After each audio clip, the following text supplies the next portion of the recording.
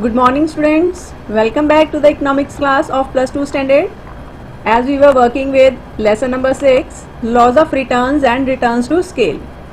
In this chapter you have learnt about the concept of production, production function, its meaning, short run and long run production function, and types of production function, concepts of product. Under this you have learnt about total product, marginal product, average product. And next topic you have learned about, that is returns to a factor or laws of variable proportions, its meaning, assumptions of the law, reasons for the operation of the law, and relationship between average product, marginal product and total product, relationship between average product and marginal product, relationship between total product and marginal product. And today students we will discuss the returns to scale. Under this we will discuss meaning of returns to scale, increasing returns to scale, constant returns to scale and diminishing returns to scale. And we will discuss the distinction between returns to variable factor and returns to scale. What is the meaning of returns to scale? Scale means the total output. Returns to scale tells us how the production changes in response to a change in or the increase in all the inputs. Input means the factor inputs. The factor inputs like land, labor, capital and entrepreneur in the long run. Students, as you know that in the long run producers are having plenty of time, and in this time period the producer can increase the size of land or increase the plant size also, and producer can increase or decrease the number of laborers. That depends upon the technology the producer it is going to be used in the production process. And in the same way the producer can increase the capital also and can change the entrepreneur. So in the long run producer can increase the production by changing all the inputs. So an industry can exhibit constant returns to scale, increasing returns to scale or decreasing returns to scale. Now the study of whether efficiency increases with increase in all factors of production. All factors of production like increase the size of land or purchase of new building, or increase the size of plant or setup of new plants also, labor, capital means purchase of more machines, and entrepreneur. All these factors of production are important for both businesses and policymakers. So returns to scale tells businesses about their optimal production. Optimal production means maximum efficiency level, and it lets policymaker determine whether the industry will consist of large number of small producers or small number of large producers. Law of diminishing returns tells us what happens when one labor input increases while other inputs like machines, plant size, land, that remains the same. Law of diminishing returns is the most relevant in the short term or in the short run, that is time scale, in which at least one factor of production, that is machines, remains the same, or machines you can say that plant size remains the same. So in the long run all the factors of production like land, labor, capital and entrepreneur can be changed, as producer is having much time to change the business or to increase the business, and it is then when the returns to scale becomes relevant also. There are three possibilities for the total production function when all inputs increase. All inputs like if the number of laborers will increase, number of machines will increase that is used in the production process, and you can say that size of the plant also increase. So increase at an increasing rate, increase at a fixed rate or increase at a decreasing rate. So these three possibilities result in three forms of returns to scale. Means when the producer will increase the labor units or the number of machines, how it will affect the output. There are three possibilities that we will discuss, like when the producer will increase all the inputs. First possibility, that is increase the production at an increasing rate, and second possibility, that is increase at a fixed rate, the production can be. And the third possibility, that is the production can increase at a decreasing rate. Means the expenditure that is incurred on the input factors, that is more, and the output will increase but at a decreasing rate, not up to the mark. Now we will discuss some key terms related to the topic like economies of scale and scale of production. First one, we will discuss economies of scale with the help of some examples. Like I have taken the example of tap water. To produce tap water, water companies had to invest in a huge network of water pipes stretching throughout the country, and the fixed cost of this investment is very high. So they distribute water to over 25 million households also. It brings the average cost down. Economies of scale are cost reduction that occur when companies increase production. The fixed cost like administration cost are spread over more units of production. As the companies are very large, big companies, or you can say that scale of production it is very much larger, and due to all these they have to set up their offices in the different states also. Like you can take the example of Mahindra and Mahindra Tractor Company. It is situated in Bombay, and they have to set up their agencies in Amritsar, Ludhiana, Jalandhar. So for all these they have to set up the offices in the different states also. So this is the fixed cost. When more units of production it will be set up in other states also, then they have to increase the administration also. So the fixed costs are spread over more units of production. Sometimes company can negotiate to lower its variable cost as well, means wages that is given to the laborers. It happens when these negotiations happens when the demand for labor it is more to the producer side, and the producer, in order to increase the production due to in the limited time period, the producer what will do at that time, they are ready to give the higher wages to the laborers. So these types of negotiations are very much beneficial to the companies, and even the governments and non-profit organizations, even the individuals can also benefit from the economies of scale. So economies of scale occurs whenever an entity produces more, becomes more efficient and lowers the cost as a result.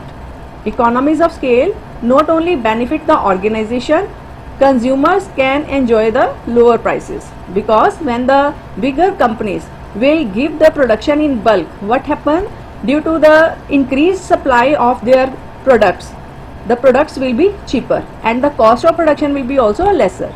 So the company grows as lower prices stimulate increased demand. Done. Now economies of scale give a competitive advantage to large entities over smaller ones. The larger the business, non-profit or the government, the lower is its per unit cost also. Scale of production. Next key term is scale of production. Let us understand the scale of production with the help of another example, and it's very important key term, because this key term it is very much used in the different topics also. Suppose in an industry there are 5 machines and the output per machine it is 500 shirts. Means per machine output it is 500 shirts. The total output that will be given by the 5 machines means 500 multiplied by 5 will give you 2500 shirts. So this 2500 shirts is the total production. So this total production is the scale of production of an industry with 5 machines. Means the industrial capacity that is 2500 shirts. The scale of production denotes to the aspects use the quantities of commodities produced and the techniques of production adopted by a producer. So the scale of production of an industry expands with the increase in the number of firms in the industry or with the increase in the size of firms in it. Constant returns to scale. Constant returns to scale means that total product changes proportionately with the increase in the all input factors. Input factors like land, labor, capital and entrepreneur. in the same ratio the output will also increase. This is the meaning of the constant returns. In simple words, you can understand the percentage increase in the total product under the constant returns to scale is the same as the percentage increase in all inputs of land, labor, capital and entrepreneur. Let us understand with the help of an example. Constant returns to scale prevail in a very small businesses. For example, let's consider a car wash in which one car wash takes 30 minutes. So if there is one wash space, that is hydraulic jack, it is there, and two workers running two 8-hour shifts, means both workers are working for 8-hour shifts. So the total product would be 32, means in 8 hours each worker will wash how many cars? 16 cars, and two workers will give the output of how many cars? That is 16 plus 16, so 32 is the total output. So if there are two wash spaces and 4 workers are there, then input it will be double. 32 multiplied by 2, that is 64, and when the input it is double, total wash is possible rise to 64. So in this way, if we will double the workers, then the output will be also double. This is the meaning of the constant returns to scale, means in the same proportion increase in the output it is there, in which we are increasing the input factors. So the law of constant returns, according to Marshall, said that an industry is subject to constant returns when whatever the output, cost per unit remains unaltered, or increased investment of labor and capital results in a proportionate increase in output. The reason for the constant return is that an industry which is involved in production process might also be engaged in the cultivation of raw material for its industrial unit. For example, a blanket industry might also be engaged in rearing of sheep for its wool requirement. In sheep rearing or the wool production, law of diminishing return will operate, and in blanket manufacturing, law of increasing returns will operate. Next one is another example we can understand with the help of law of constant returns, that is sugar cane production and manufacturing of sugar by the same business unit, or the fruit farming, fruit canning and processing factory by the same owner.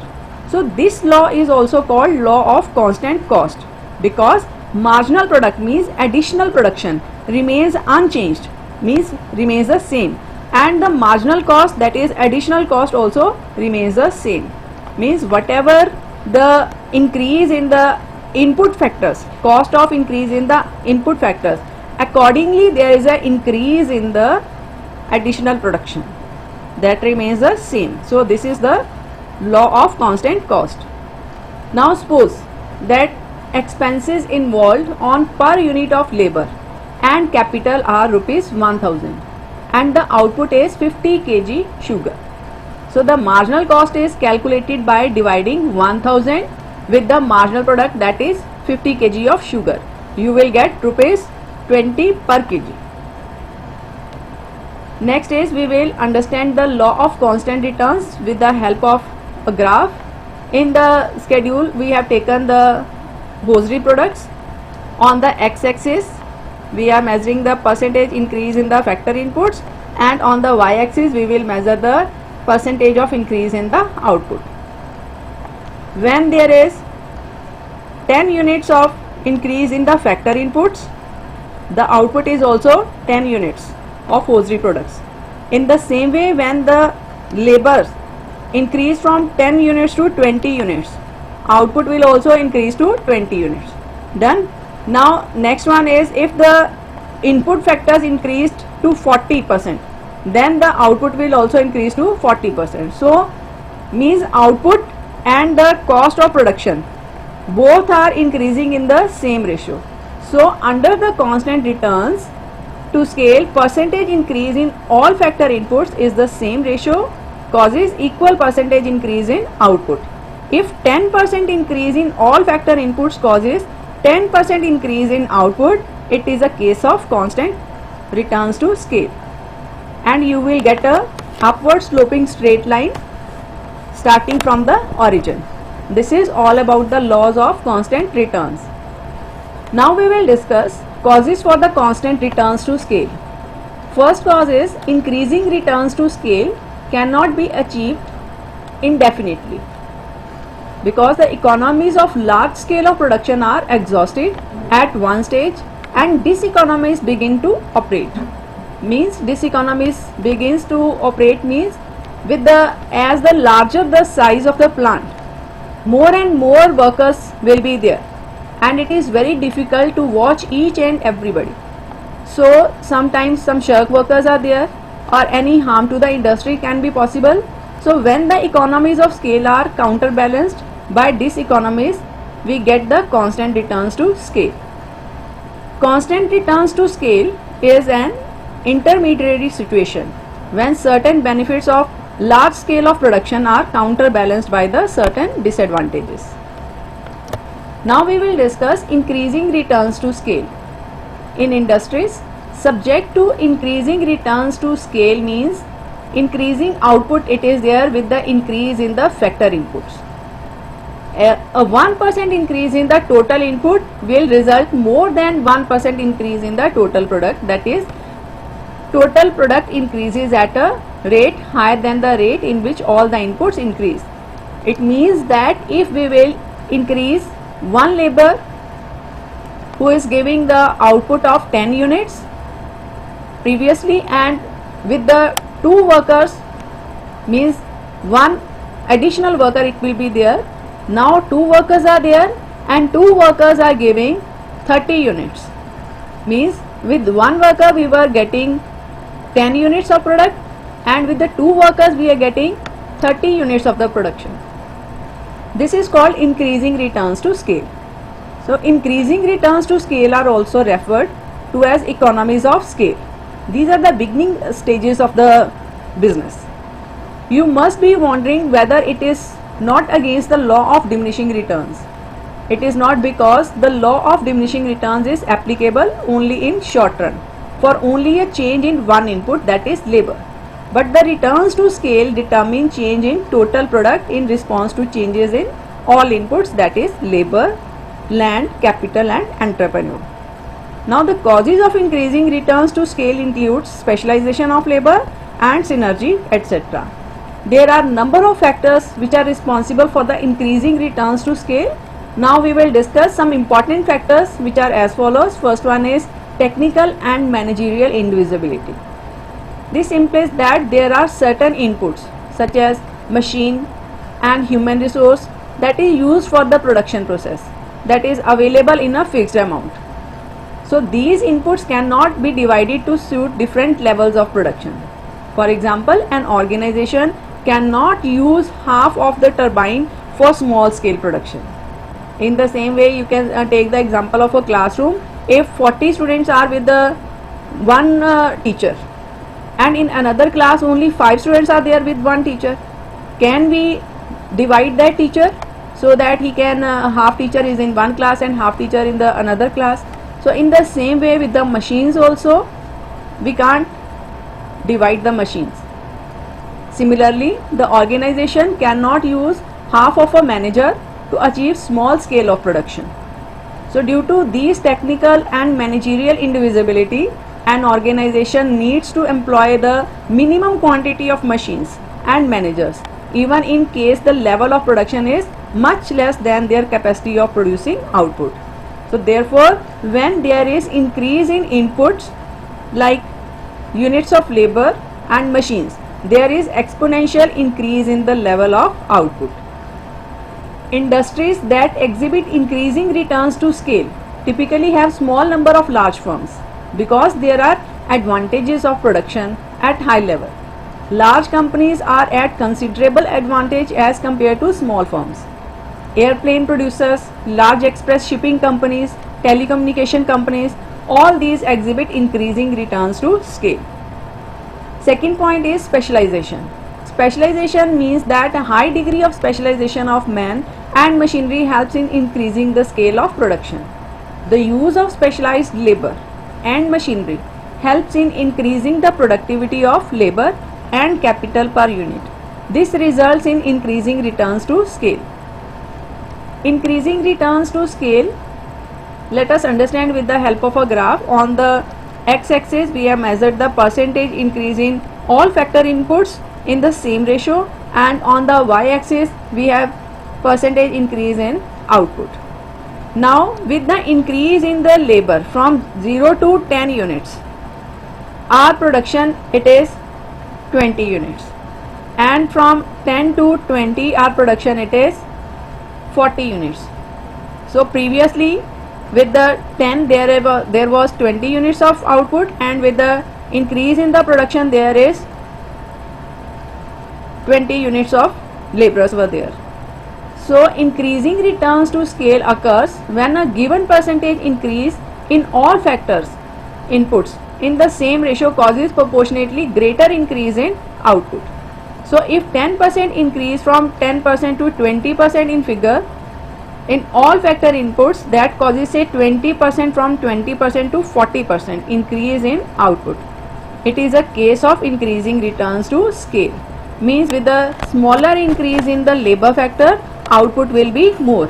In the same way you can take the another example that previously 5 workers were giving 50 kg of sugar, and with the increase in the workers from 5 to 10 means double units of labor it is employed by the employer. Now previously 50 kg of sugars was there, now it is 150 kg of sugar it is there with double the quantity of the labor. That is the meaning of increasing returns to scale. Now we will discuss decreasing returns to scale. In case of decreasing returns to scale, total product increases at a rate lower than the rate of increase in inputs. In other words, you can say that additional investment that generates progressively less and less additional production. Decreasing returns to scale are also referred to as diseconomies of scale. The meaning of diseconomies of scale means when a company begins to experience breakdowns that cause the company to become less efficient. That is the meaning of diseconomies of scale.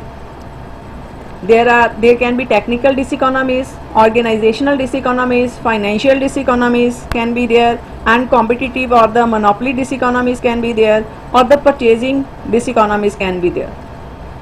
Next is diminishing returns to scale is due to the diseconomies of scale, which arises because the managerial efficiency. Generally, managerial efficiency takes place in large scale organizations. Another cause of diminishing returns to scale is limited natural resources also. You can understand this with the help of an example. A coal mining organization can increase the number of mining plants but cannot increase output due to the limited coal reserves. In the same way, sand is there. Next is examples of industries that exhibit decreasing returns to scale include companies engaged in exploration of natural resources because it becomes increasingly difficult to extract as easier low-hanging minerals are extracted. Companies where complexity results in high risk of failure such as power distribution. Let us discuss the diminishing returns to scale with the help of a graph. In the graph on the x-axis we have measured percentage increase in all factor inputs, and on the y-axis we have measured percentage increase in output. In the diminishing returns to scale occurs when a given percentage increase in all factor inputs in the same ratio, that is constant ratio, causes proportionately lesser increase in output. For example, 20% increase in all factor inputs causes say only 5% increase in output. It represents diminishing returns to scale. In the figure, 10% increase in scale causes only 5% increase in output. See here, 10% increase in the labor units will give you only 5% increase in the output. So 20% increase in the factor inputs causes only 10% increase in output. So this is the diminishing returns to scale. When the cost of production it is increasing at an increasing rate, but the output it is increasing but at a lesser rate. Now we will discuss the causes of diminishing returns to scale. First one is managerial problem. When the scale of production becomes very large, managerial problems arise. Large scale production creates the problems of lack of proper coordination, communication gaps between the management and the workers. All these problems may lead to strikes and lockouts. Consequently, diminishing returns to scale begins to operate. Fixed supply of some natural resources. Diminishing returns to scale also arise because the supply of some natural resources is fixed and limited. Example is, if the amount of factors of production is doubled, coal production will not increase proportionately. Entrepreneur is a fixed factor. Entrepreneur is a fixed and indivisible factor. An increase in scale may come to a point where the entrepreneurial capabilities and skills are fully utilized. Any increase in scale means any increase in output beyond this point will tend to diminish the efficiency of entrepreneur. As a result, what will happen? Output increases at a diminishing rate. Let us discuss the difference between the returns to a variable factor and returns to scale. First one is returns to variable factor. Variable factors refers to a situation in which we study the behavior of the output when more and more units of the variable factors like labor are applied along with the fixed quantities of other factors like machines. So here we have taken labors as a variable factor and machine as a fixed factor, or you can say the plant size as a fixed factor.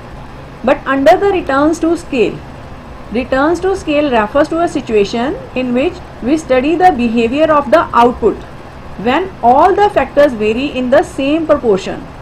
Means all the factors like land, labor, capital, entrepreneur, in the long run anything can happen.